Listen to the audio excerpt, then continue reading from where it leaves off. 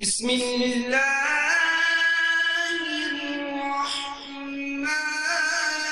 الرحیم لا الہ الا اللہ محمد رسول اللہ لا الہ الا اللہ محمد رسول اللہ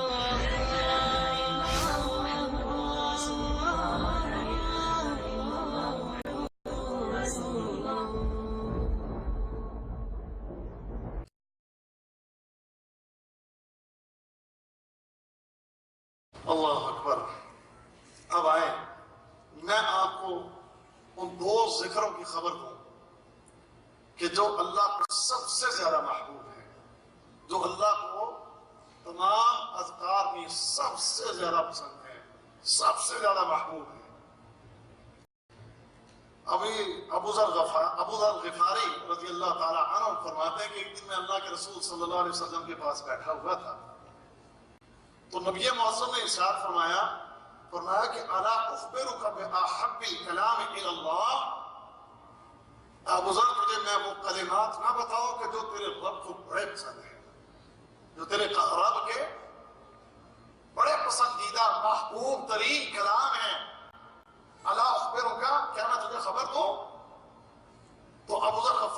غفاری رضی اللہ تعالیٰ عنہ کہتے قلت یا رسول اللہ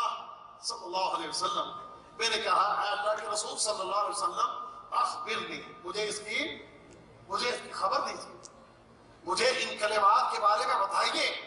تو اللہ کے رسول نے فرمایا فقال ان احب الکلام الی اللہ سبحان اللہ وبحمدہ، سبحان اللہ وبحمدہ، کہ اللہ تعالیٰ کو محبوب ترین کلام جو ہے، جو سب سے زیادہ پسند ہے، وہ یہ کلمہ ہے کہ تم سبحان اللہ وبحمدہ ہی پڑھا کرو، کیونکہ تمہارے رب کو، تمہارے مالک کو بڑا پسند ہے۔ رسول اللہ صلی اللہ علیہ وسلم کہتے ہیں، فرماتے ہیں کہ من قال سبحان اللہ وبحمدہ فی یوم 100 مرہ، کہ جو انسان بھی دن کے اندر 100 مرتبہ سبحان اللہ وبحمدہ ہی پڑھتا ہے، جو بھی تم میں سے اس ذکر کو 100 دفعہ کر لے، تو فرمایا حطت خطایاہ وان کانت مثل زبد البحر، اگر تمہارے گناہ سمندر کی جھاگ کے برابر بھی ہوں گے اللہ انہیں معاف فرما دے گا۔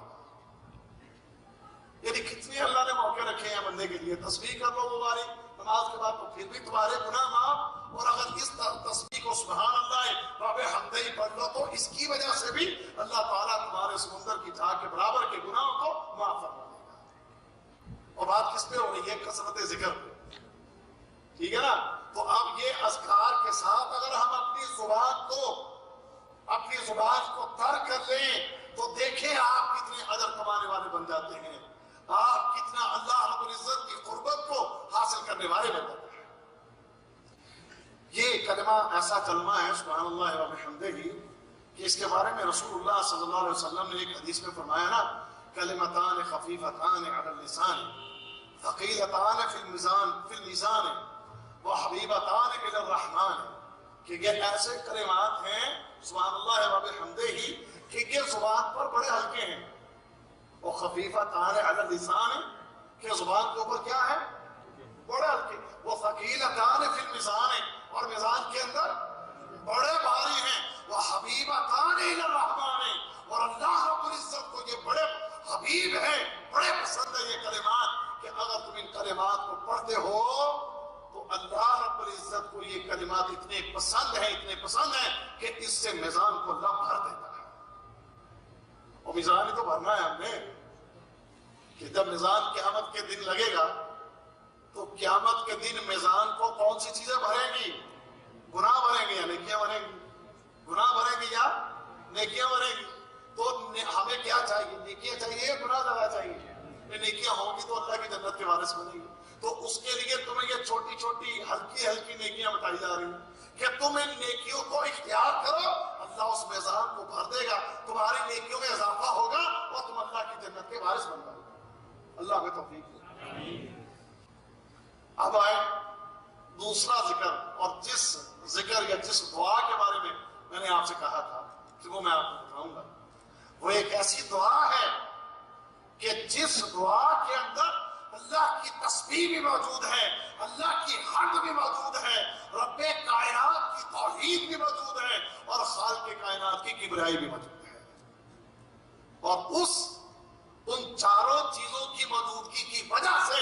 اس کلمہ کو، اس ذکر کو تمام اذکار سے زیادہ اہم اور زیادہ فضیلت والا قرار دیا گیا ہے، اور اللہ کو سب سے زیادہ پسندیدہ اور محبوب ذکر قرار دیا گیا ہے. صحابی کہتے ہیں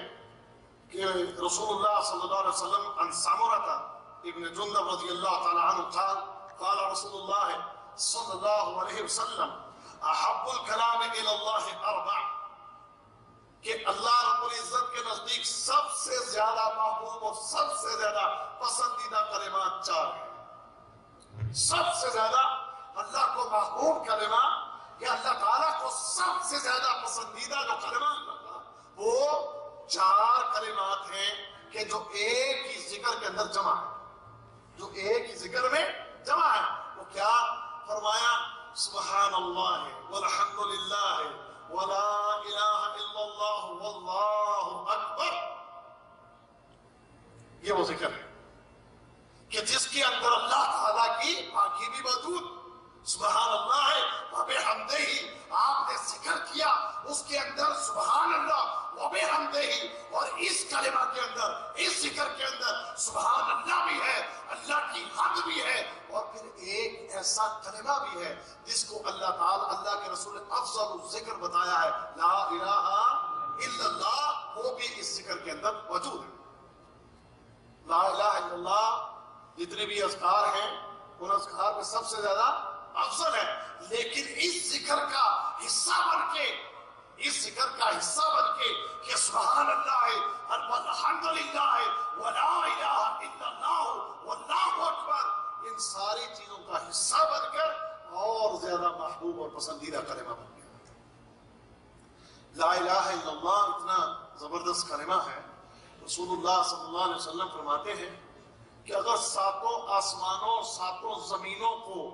ساتوں آسمانوں اور ساتوں زمینوں کو ایک پلڑے میں ڈال دیا جائے تو یہ لا الہ الا اللہ کا وزن ان ساری چیزوں سے زیادہ ہوگا. لا الہ الا اللہ. اس لیے ایک حدیث میں رسول اللہ صلی اللہ علیہ وسلم، مسند احمد کی روایت ہے، فرمایا کہ ان اللہ اصطفیٰ من الکلام، کہ بے شک اللہ رب العزت نے، ان اللہ اصطفیٰ من الکلام اربع، کہ اللہ تعالیٰ نے تمام کلمات کے، تمام اذکار کے اندر سے چار کلمات کو چن لیا ہے. ان اللہ اصطفیٰ من الکلام اربع، کہ اللہ نے چار کلمات کو تمام اذکار میں سے چن لیا ہے. وہ چار کلمات سبحان اللہ والحمد للہ ولا الہ الا اللہ واللہ اکبر، کہ یہ ایسے کلمات ہیں جنہیں اللہ تعالیٰ نے چن لیا ہے. اب ان کلمات کو پڑھنے والا، ان کلمات کو کثرت سے یاد کرنے والا، ان کلمات کی کثرت سے ذکر کرنے والا، وہ اللہ کا پسندیدہ بن جاتا ہے، اللہ کا محبوب بن جاتا ہے، وہ اللہ تعالیٰ کے پسندیدہ بندوں میں شامل ہو جاتا ہے. اللہ اکبر. اب اگر ان کلمات کو پڑھنا ہو تو زبان بندہ چلاتا رہے، چلتے پھرتے، اٹھتے بیٹھتے، کام پہ جاتے، کاروبار پہ جاتے، کوئی مشکل کام ہے. رسول اللہ صلی اللہ علیہ وسلم کی ایک حدیث ہے، آپ نے فرمایا کہ یہ کلمہ مجھے بھی اتنا پسند ہے، اتنا محبوب ہے یہ کلمہ، کہ روح زمین پر سورج جس چیز پہ طلوع ہوتا ہے، فرمایا اس دنیا میں، اس کائنات کی ہر اس چیز پر جس پر سورج طلوع ہوتا ہے، فرمایا اس سے بھی زیادہ محبوب اور پیارا مجھے یہ کلمہ ہے، یہ ذکر مجھے سب سے زیادہ محبوب ہے. اور نبی موسم صلی اللہ علیہ وسلم کثرت سے یہ ذکر کو کیا کرتے تھے، اور ہم بھی اب کیا کریں گے انشاءاللہ. سبحان اللہ والحمد للہ ولا الہ الا اللہ واللہ اکبر. تمہیں تنگیاں ہیں، تم خوشحال ہو، کسی حالت میں ہو، اس اللہ کے ذکر کو کبھی ترک نہ کیا کرو، کبھی اسے نہ چھوڑا کرو. اس ذکر کو باقاعدگی کے ساتھ اپنی زندگی کا حصہ بنا لے. یہ آپ کی زبان جو ہے، یہ آپ کی زبان پر جاری و ساری رہنا چاہیے. ہر وقت آپ کی زبان اس ذکر سے تر رہنی چاہیے. اس ذکر کی کثرت کی وجہ سے آپ کے اوپر اللہ کی رحمتوں کا نزول ہوگا اور خالق کائنات کے پاس موجود فرشتے تمہارے لیے مغفرت کی رحمت کی دعائیں کریں گے اور اللہ رب العزت تمہیں اندھیروں سے نکال کے روشنیوں کی طرف لے جائے گا، اپنی رحمت کا مستحق بنائے گا اور اپنی جنت کا تمہیں وارث بنائے گا، اپنی جنتوں کا تمہیں وارث بنائے گا اگر اس ذکر کو تم کثرت کے ساتھ کرتے۔ اللہ اکبر۔ اور یہ چیز بھی ذہن میں رہے کہ یہ کلمات کے اذکار انہی بندوں کو فائدہ دیں گے کہ جو بندے نمبر 1 ان کا عقیدہ ٹھیک ہے، یہ بھی ساتھ بات سمجھ کے جائیں، جن کا عقیدہ ٹھیک ہے، اور نمبر 2 کہ جن کا طریقہ جو ہے وہ سنت رسول اللہ صلی اللہ علیہ وسلم کے سنت طریقہ کے مطابق ہے۔ یہ نہیں ہے کہ یہ جو ہمارے لوگوں کے مخصوص انداز ہے ذکر کرنے کے، جو ہمارے لوگوں کے مخصوص انداز ہے ذکر کرنے کے، وہ طریقہ نہ ہو، طریقے رسول اللہ صلی اللہ علیہ وسلم کے جو ہیں اس کے مطابق ہو، اور آپ کا عقیدہ بھی ٹھیک ہو، لا الہ الا اللہ تو پڑھتا ہو اور درباروں کے اوپر جا کے چادریں چڑھاتا ہو، سبحان اللہ کہتا ہو لیکن اللہ کے ساتھ شریک بھی ٹھہراتا ہو، رب کائنات کے شریک بھی کسی کو بناتا ہو کہ اللہ کے ساتھ بنانا بھی اس کی اس صفت کے اندر اس کے ساتھ شامل ہے، فلانا بھی اللہ کی صفت کے اندر شامل ہے، فلانے کے اندر بھی اللہ کی صفات میں سے صفت اس میں موجود ہے۔ اب وہ ہزاروں لاکھوں کروڑوں مرتبہ سبحان اللہ پڑھتا رہے، اسے اس کی سبحان اللہ کا کوئی فائدہ نہیں، کیونکہ سبحان اللہ زبان سے کہہ دینے سے یہ ہزاروں کی لاکھوں کی اور اتنی نیکیاں اس کو حاصل نہیں ہو سکتی کہ جب تک اس کا عقیدہ بھی اس کے مطابق نہ۔ سبحان اللہ کے معنی کیا ہوتا ہے کہ اللہ ہر قسم کے شرک سے، ہر قسم کے عیب سے، شرک سے بھی پاک ہے اور ہر قسم کے لفظ سے بھی پاک ہے۔ اب یہ سبحان اللہ بھی پڑھتا ہے اور اللہ کے ساتھ شریک بھی ٹھہراتا ہے، تو ایسے بندے کا عمل کیا قبول ہوگا؟ عقیدے کی درست کی بہت ضروری ہے، آپ کے عقیدے ٹھیک ہوں پھر دیکھیں کہ سبحان اللہ کا فائدہ آپ کو کتنا حاصل ہوتا ہے۔ اور دوسرا کہ سبحان اللہ یا الحمدللہ پڑھنے کے لیے وہ ضربے لگانے کے جو طریقے ہوتے ہیں ہمارے لوگوں کے، یا ایسے انداز اختیار کرنا کہ جو رسول اللہ صلی اللہ علیہ وسلم سے ثابت ہی نہیں ہے، جیسے ایک جگہ پر عبداللہ بن مسعود رضی اللہ تعالیٰ عنہ نے ایک مسجد میں دیکھا کہ وہ بیٹھے ہیں تو سبحان اللہ کی جناب وہ ایک گروہ کی شکل میں بیٹھے سبحان اللہ پڑھ رہے ہیں،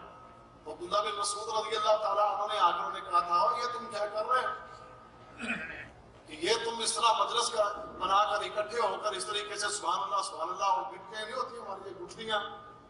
ان گٹھلیوں کے اوپر بیٹھے پڑھ رہے تھے، اور فرمایا یہ کون سا طریقہ؟ ابھی تو اللہ کے رسول کا کفن بھی میلا نہیں ہوا اور نبی کریم کے صحابہ موجود ہیں اور تم نے یہ طریقے ایجاد کر لیے؟ ان گٹھلیوں کے اوپر بیٹھ کے سبحان اللہ یا الحمدللہ اللہ اکبر ان نیکیوں کو شمار نہ کرو، بلکہ تمہارے یہ عمل جو ہے نیکیاں نہیں گناہ ہے، اس کے اوپر بیٹھ کے اپنے گناہوں کو شمار کرو کہ تم نے کتنے گناہ کر دیے۔ یہ بدعات، یہ خرافات، اپنے انداز، اپنے طریقے اللہ کو یہ پسند نہیں ہے، اللہ کے رسول صلی اللہ علیہ وسلم نے اس سے منع کیا، اور صحابہ کرام نے بھی ایسے اعمال کے اوپر سخت گرفت فرمائی کہ یہ عمل اللہ کے ہاں قبول نہیں ہے۔